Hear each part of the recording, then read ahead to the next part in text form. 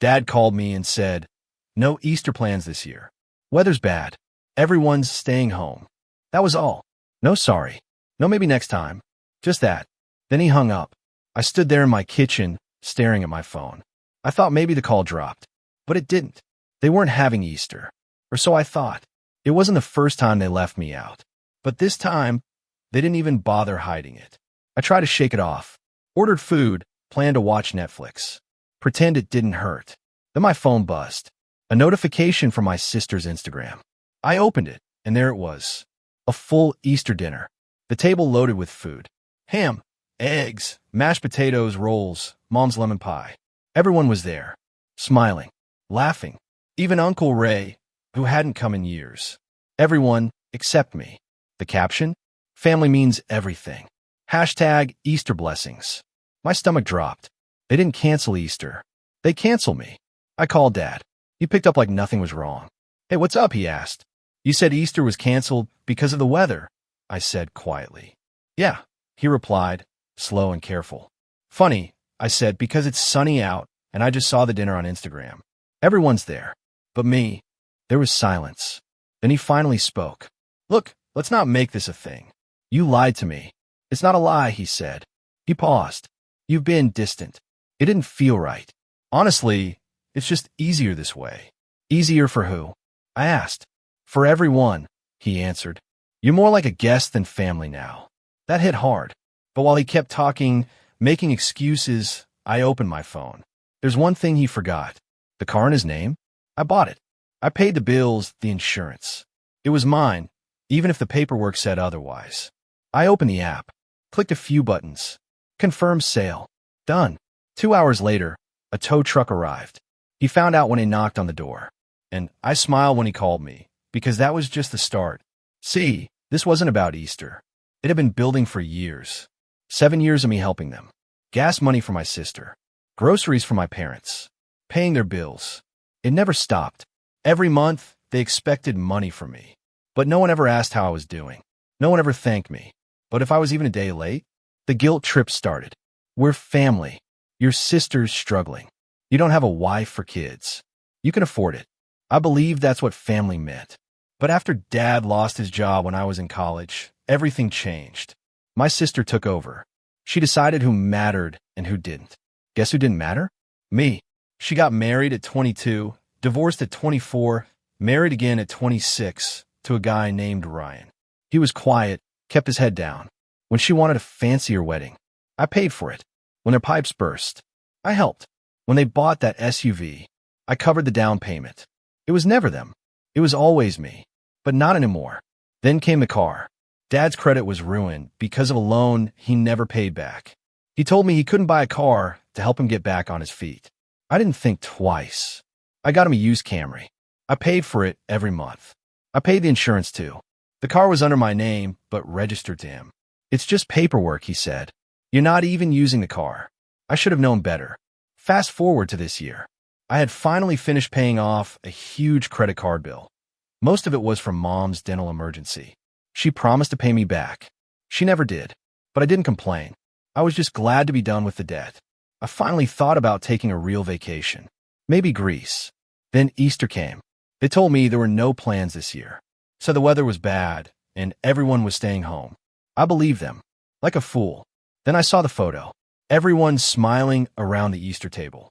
The ham, the eggs, even the old centerpiece I made in elementary school, sitting right in the middle. That alone was enough to hurt. But then I saw the comments.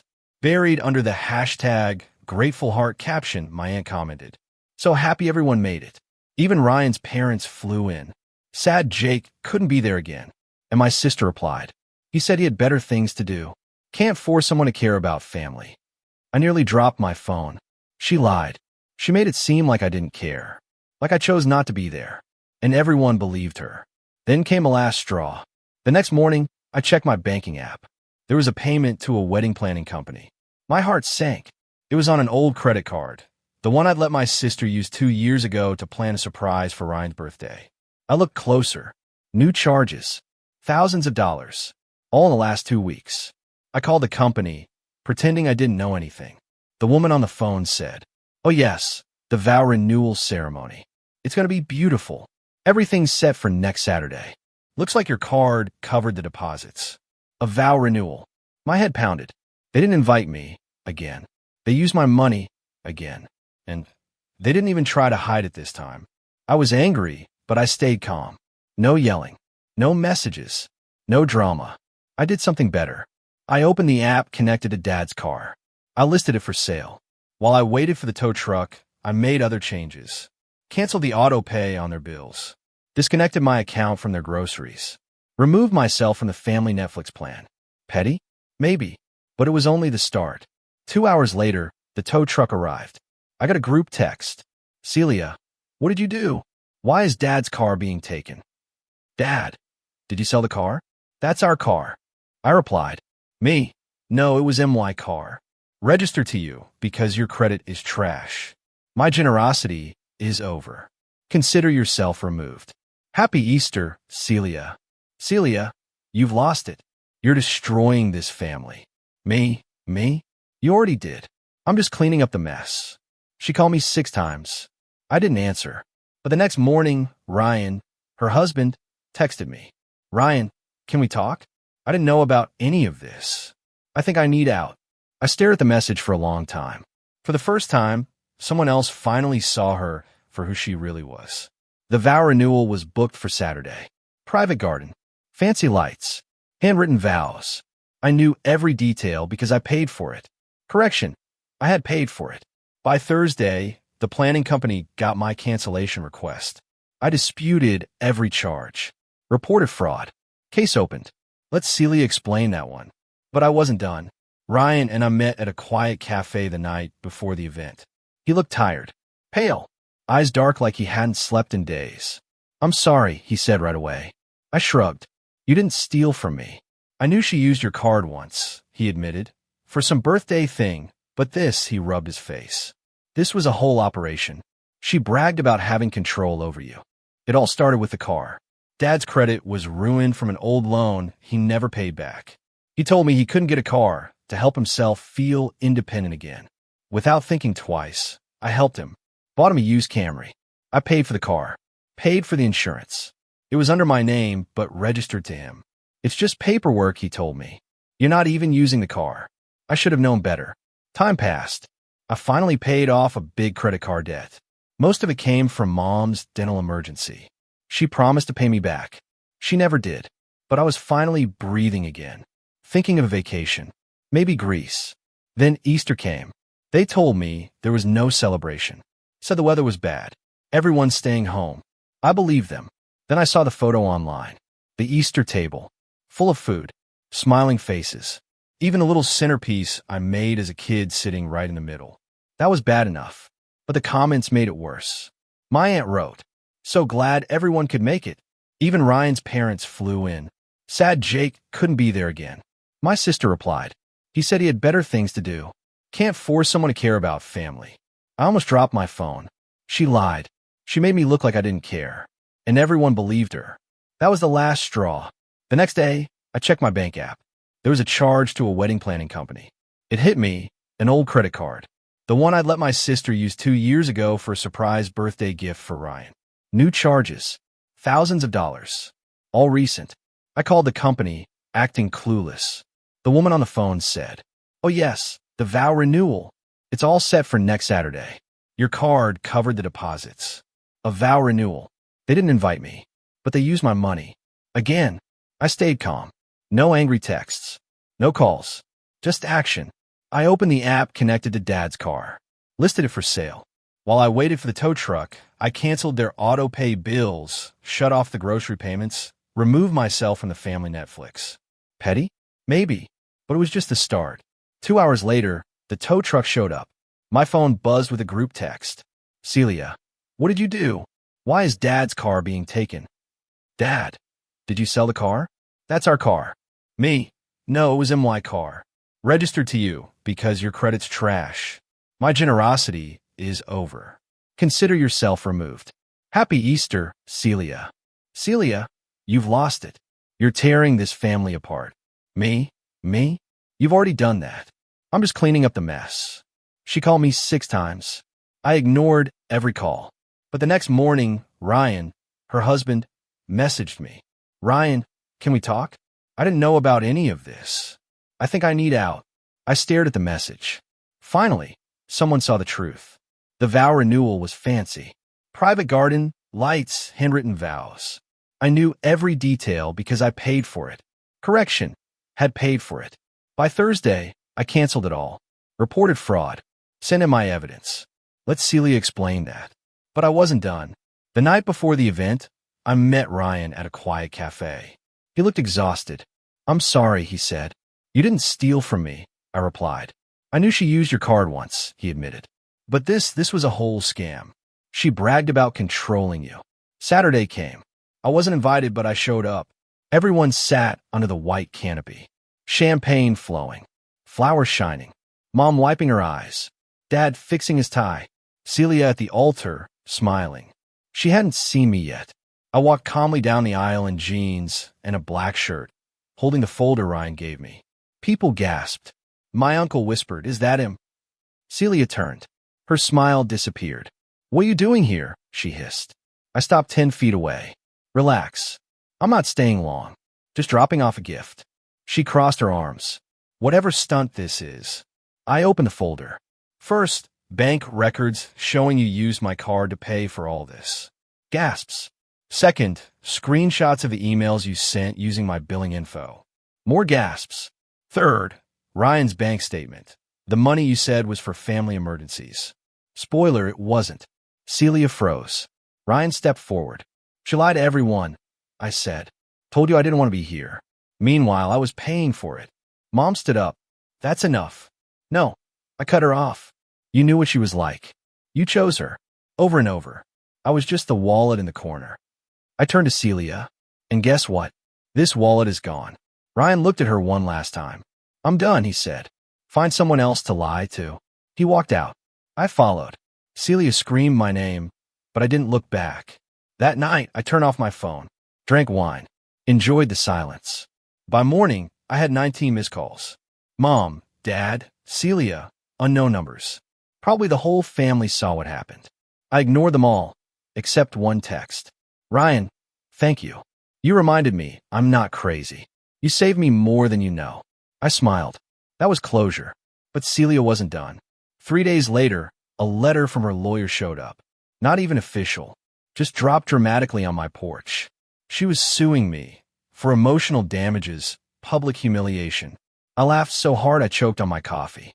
I sent my lawyer everything, screenshots, records, emails, even a video of the vow renewal, and Ryan's written statement. I filed a countersuit, full repayment, emotional damages, fraud report. By the end of the week, her bank account was frozen. The venue? Canceled again. Then came Mom. She showed up at my door with banana bread like that could fix 10 years of lies. I didn't open the door. Watched through the peephole as she whispered into her phone. Then she knocked again. Sweetheart, she called. We just want to talk. My phone buzzed. Voicemail from Dad. You made your point. Now stop this. You're tearing the family apart. Funny. They already did that. More texts. Celia, you win. Happy? You ruined everything. Mom, why couldn't you just talk to us? Dad, where did the son we raised go? But one text was different. Uncle Dave, I saw it all. You did what the rest of us never had the guts to do. I only replied to one person. Me. Ryan. How are you holding up? Ryan, free. First time in years. Lawyers handling the divorce. Found a new place. Seeing a therapist. He added, Ryan, Celia told your parents you hacked her accounts and brainwashed me. They believe it, but I'm done lying for her. I thanked him. I meant it. That night, I slept better than I had in months. 2 weeks went by. Then came a surprise, but not the one I expected. My cousin Becca, who always supported Celia no matter what, messaged me out of nowhere. Hey, I didn't know things were that bad. Celia told us you cut off the family because you thought you were better than us. I'm sorry. Also, did she really use your card to pay for the whole wedding? I sent her one screenshot. Her reply? Oh, she told Grandma you donated. That's when the real twist happened. Grandma called me. She'd stayed quiet during all the drama. Neutral, like Switzerland. But this time, she wasn't quiet.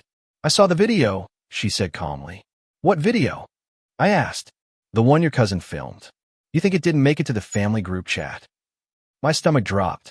I didn't send that video, but someone did. She sighed. You were right. I was wrong to believe she changed. I made some decisions.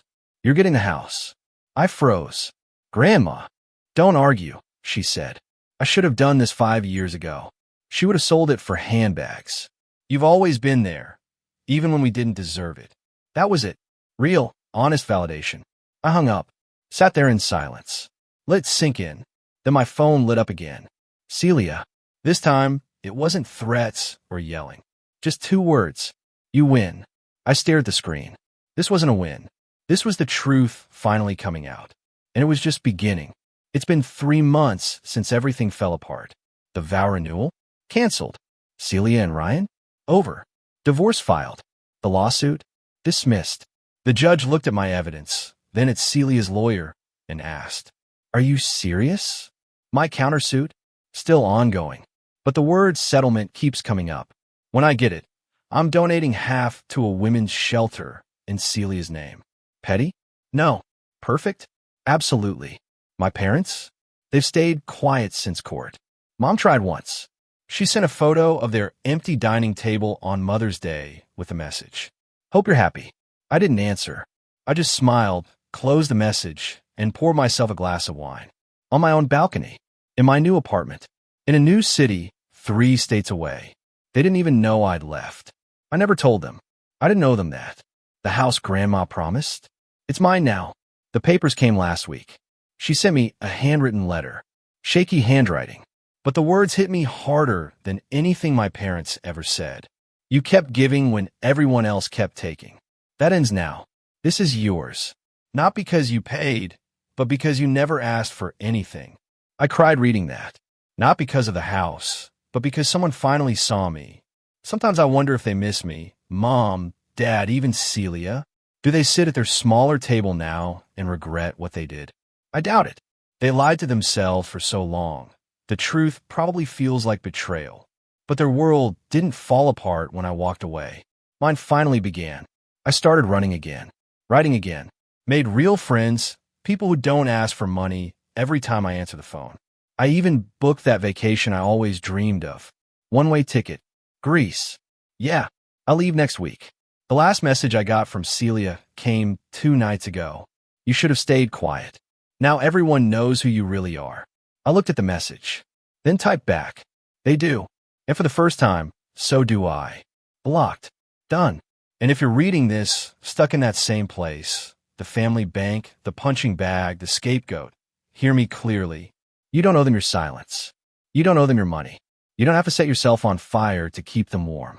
Sometimes, walking away is the most loyal thing you can do. Loyal to yourself. Because family should show up when it matters. And if they won't, you can choose to leave. And you know what? I've never felt more free.